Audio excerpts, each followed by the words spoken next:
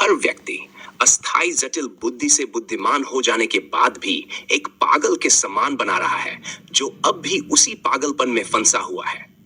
अपनी इस पागल अवस्था में उसने कभी स्वीकार नहीं किया कि वह पागल है, और अपने अस्तित्व के साथ ही उसने अपनी गतिविधियों से इस पागलपन को लाखों लोगों में फैला दिया है, उन्हें मृत्यु के भ्रम में आनंदित किया, जबकि उन्होंने कभी अपने स्थायी स्वरूप को खोजने की अनुमति नहीं दी, न ही वह स्वयं उससे परिचित हुआ।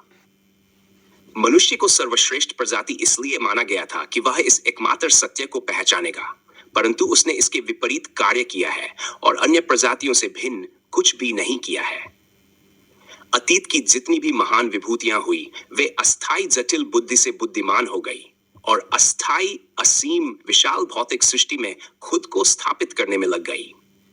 उन्होंने प्रत्यक्ष सत्य को भुला दिया और कल्पना के आधार पर अप्रत्यक्ष अदृश्य गुप्त तत्व को ढूंढने में खो गई। करोड़ों युग पहले शुरू हुई खोज आज भी जारी है। जो गुप्त और अदृश्य था वह अब भी नहीं मिला है। तो क्या यह उम्मीद करना व्यावहारिक है कि वह एक पल के जीवन में मिल जाएगा? जब अस्थाई असीम विशाल भौतिक सृष्टि प्रत्यक्ष रूप से मौजूद है, तो फिर काल्पनिक अदृश्य गुप्त दिव्य या अलौकिक तत्व की क्या आवश्यकता है? यह सब एक षड्यंत्र है, एक धोखा, जो कुछ लोगों द्वारा अस्थाई जटिल बुद्धि का उपयोग कर अपने स्वार्थ सिद्ध करने के लिए रचा गया है। वे दूसरों को भय, ईश्वर की भक्ति और अंधश्रद्धा से प्रभावित करते हैं, उन्हें परंपराओं, मान्यताओं और नियमों में बांध देते हैं और पीढ़ियों तक इस भ्रम में फंसा देते हैं।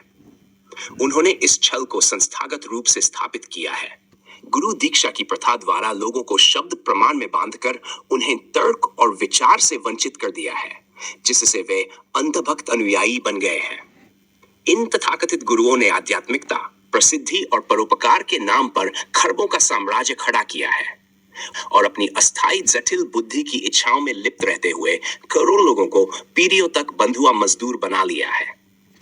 वे मृत्यु के बाद मोक्ष का झूठा वादा करते हैं, एक ऐसा वादा जिसे कोई सत्यापित नहीं कर सकता, क्योंकि कोई मरकर लौटकर इसकी पुष्टि नहीं कर सकता।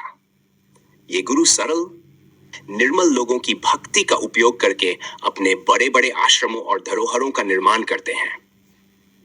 वे कभी भी अपने सबसे समर्पित अनुयायी को एक क्षण में निष्कासित कर सकते हैं और उन्हें सफाई देने का एक भी मौका नहीं देते।